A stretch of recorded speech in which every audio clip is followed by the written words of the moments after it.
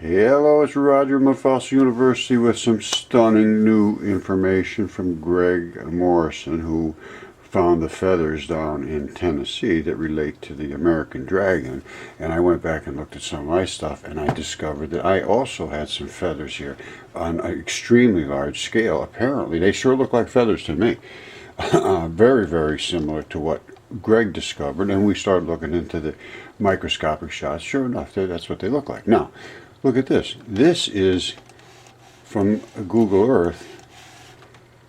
That's the location. Now, I got to be honest with you. I went over there to try to look at this, try to find this location on Google Earth. I'm not good with this stuff, and I don't know how to put these locations in, to be perfectly honest with you. I just sort of dig around and find what I find, and then I mark them and I can go back to them, but I have no clue how to actually go to a spot that shows up with one of these. So, if you could find it, good luck. Now, let's go a little deeper, because I got something from Greg. Very, very interesting. All right, what I did, I had to do a little quick post about it, because it's a jaw dropper. I put it up on the Mud Fossil University site up on Facebook. Now, Greg Morrison has a Chinese therapist, and as you know, Greg is researching the American dragon. He found the feathers. He went on site and discovered the scales we could see from space are actually feathers. So we all know that now. So, and then you just saw the feathers that I had in my files there from wherever that is. Now, the plot thickens. I got this from Greg this morning. Listen to this now. He's talking to this woman who is his Chinese therapist, and he says, I asked the lady what she knew about dragons. She smiled and said she likes them, and that their Chinese stories say the son of the dragon is king. And he says, remember this now, the son of the dragon is king and sits on the throne. She was turning away, turned back to me and said, the dragon is what we say in China, but in America you say God. The dragon's son sits on the throne. We say God is the dragon, so his son would be Jesus, as far as I'm concerned. So she's saying that the Son of God is king. It means Jesus. I agree with him. I agree. That's the way I'd go with it. So she said that the dragon comes from above, which is where Jesus is from. That's where he's from. Or from God. You know, the dragon is God. He's above. I showed her the Moroccan dragon on Google. Now listen to this. And she just rolled her eyes and said, no, not that one. That one, no, not that one. It has wings. The Chinese dragon has no wings. I'm literally having goosebumps on listen to this. I mean, it's just amazing. See, the amazing thing is she just looked at it quickly, briefly. Said, oh, yeah, it's a dragon, but it doesn't have wings. Now, how does she know it doesn't have wings? So I put these, so I said, send her this picture and see what she thinks. Now, that's in Portugal. Portugal has some very, very interesting stuff. That's called a Blue Dragon River. And, you know, there's all kinds of stuff through history about these dragons. Absolutely phenomenal. Dragons do pretty good. I got 56 shares in the last 3 hours on this thing. That's monstrous for 4 hours. Anyway, let me show you something else quick. All right, now don't forget, this is all pretty much written in history, and I'm just reporting what was written. So you see these dragons are everywhere, and they are. There's just no disputing this now. So, and it does say that Jesus answered Mary, and he said the outer darkness is a great dragon whose tail is in his mouth, all seen in history. And the last couple of videos have this in detail, and it surrounds the whole world. And there's dungeons in it. There's 12 dungeons, and there's 12 different rulers, and they have different faces, and it's a very, very bizarre thing. And down at the bottom here, it says, this is the very important thing. These rulers have 12 dungeons, are inside the dragon, the outer darkness. Each and every one of them had a name every hour, a new name every hour, and everyone has changed his face every hour. Moreover, every one of the dungeons had the door opening upwards, so that the dragon of the outer darkness has 12 dark dungeons. Every dungeon had a door opening upwards, and an angel of the height watcheth each of the doors of the dungeons. There's an angel watching the doors. And it says, and then you, the first man, that's what it says, Y-E-W, the first man, the overseer of the light, the envoy of the first commandment, hath established as watchers. Those are the angels established as watchers of the dragon, so the dragon and rulers of this dungeon which are in him may not mutiny, and they mutinied. Now, I explain this in the other videos. I mean, I talk about it, I don't explain it. I just say, here's what happened. And here's what happened. It's 200 of them actually made a pact. Now, that's a mutiny. When I say mutiny, that's kind of they conspired together, and they actually said, you're going to have to sign this pact, because I'm not going to take this on, Satan. It took 200 of the watchers out of 600. That's 1/3 of the stars of heaven were swept to earth by the dragon's tail. That's what it says. Revelations 12, I believe it's 12. And I have no reason to discount that anymore. No reason whatsoever to discount it. This dragon's all over the earth. Now, the interesting part I find is that it appears that Jesus is talking about dragons. He's, and there's 12 dragons and they're all over the place. Yeah, in the 12th dungeon, in the 12th dungeon is exceedingly great multitude of rulers. And they have 7 dog-faced heads. I don't know what to say about it, but it's in all of these texts. And then you read in Zeus and how they had all of these crazy, insane different creatures that came from these gods. Absolute terrible, horrible creatures. And they had bad attitudes, a lot of them.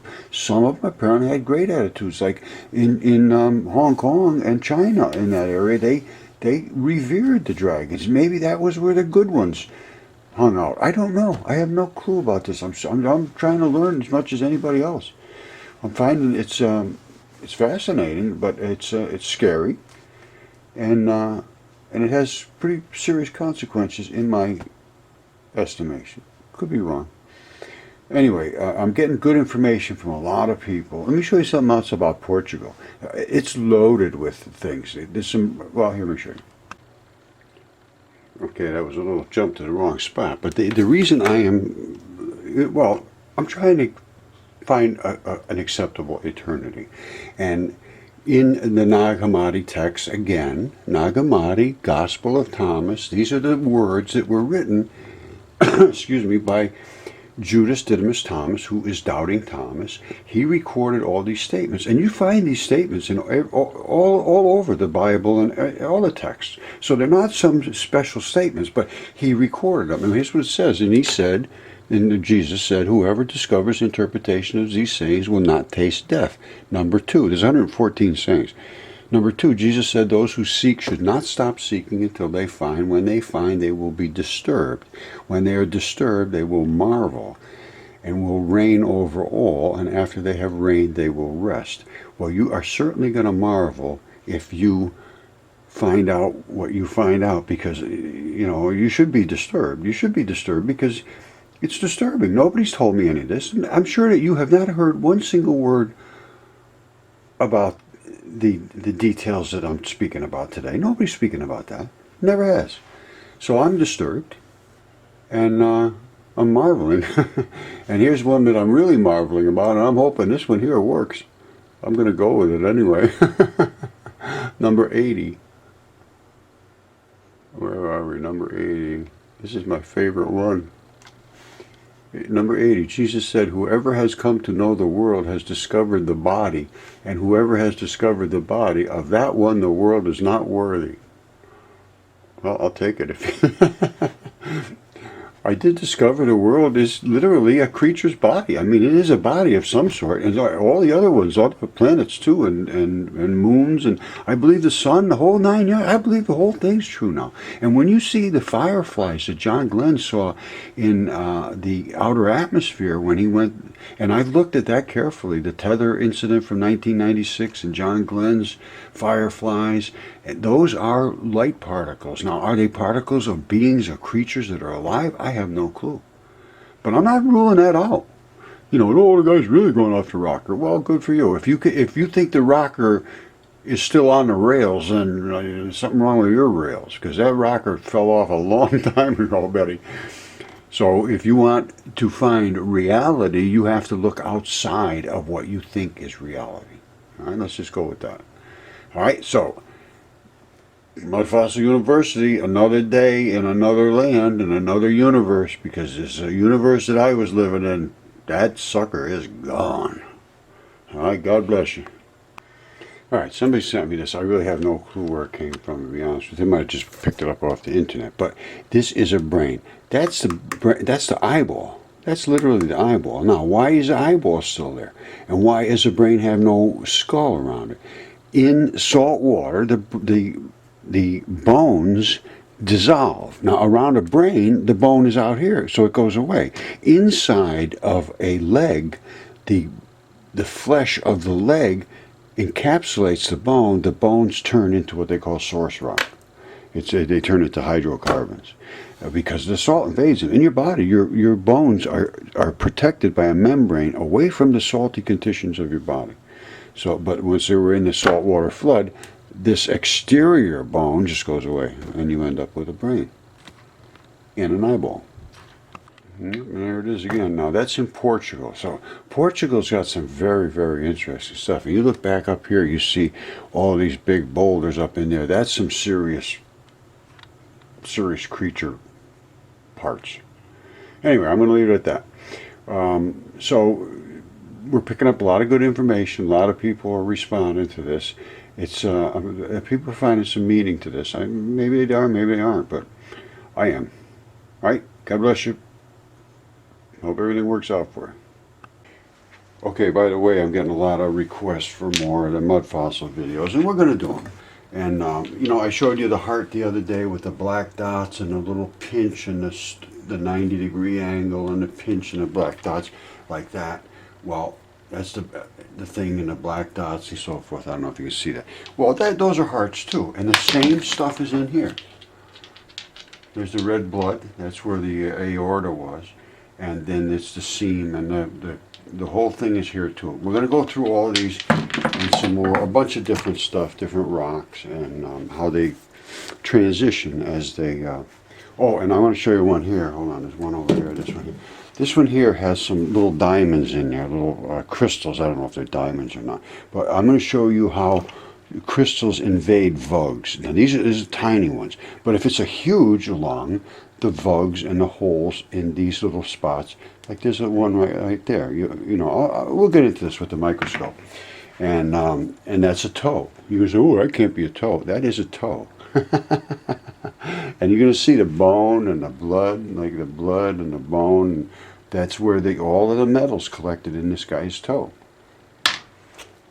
I've got so many things to show you that it's overwhelming, really, to be honest with you. But we're just going to go a little piece at a time and dig through it and start showing it in the microscope and all that stuff. I have all the anatomical stuff that goes with it. And this book is more detailed than any other medical book that I have found. They're absolutely phenomenal. And it wasn't expensive. I bought it a long, long time ago. Anyway. But it is fabulous, and all of the detail is so well done, and there's all kinds of information about, you know, blood pressure, your heart, cardiac cycle, all kind of things, and every part of the body. Very, very good. So let's just we'll go back at this, but I just want to give you a heads up. I'm going back into more of the mud fossil stuff, and we'll be looking at my goose. That goose, there's the feather patterns in a goose's head. I don't know if you can see them there. But that's the goose. And we'll be going into this stuff in pretty good detail. So stay with me. Alright, I just got a recommendation for Flying Serpents and Dragons by R.A. Boulay, Boulay. Now, I went to search on it, and it came up with this Flying Serpents here. There's only 1,600 hits in 8 years and 5 comments. Now, it's pretty good. Now, you get to the Greek historian Herodotus, who I love. He's a fabulous writer. He apparently saw these things. Now, this is by For the Fun of It, is called. All right, now, only this is factual now, so this is no longer some big joke, and that's the way apparently it was being treated. Now, he shows the type of things. Now, here's what it says. Look, Herodotus. Fabulous, fabulous historian.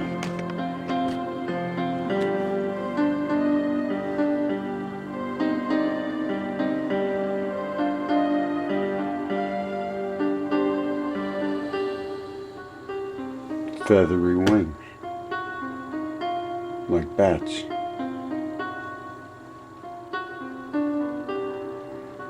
Now, all I could say is at that time they must have been smaller. If they were, I mean, how many of them could there have been if they were the size of the one that is in Morocco? That had to be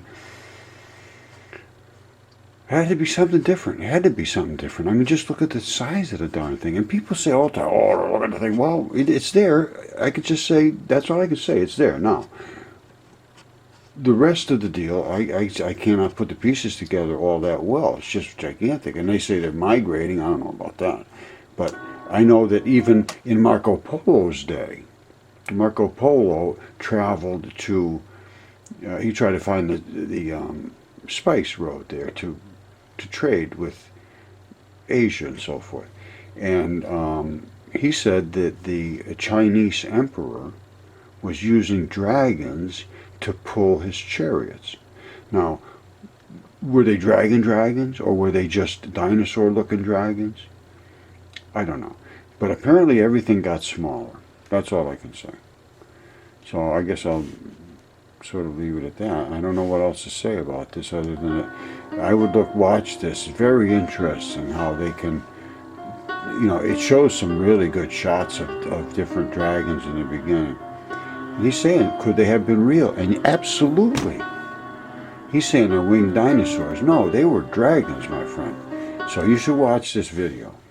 Nice little video. He did a nice job. Flying serpents. All right? It's a new universe, my friend. Brand new universe. You just been born into a new universe.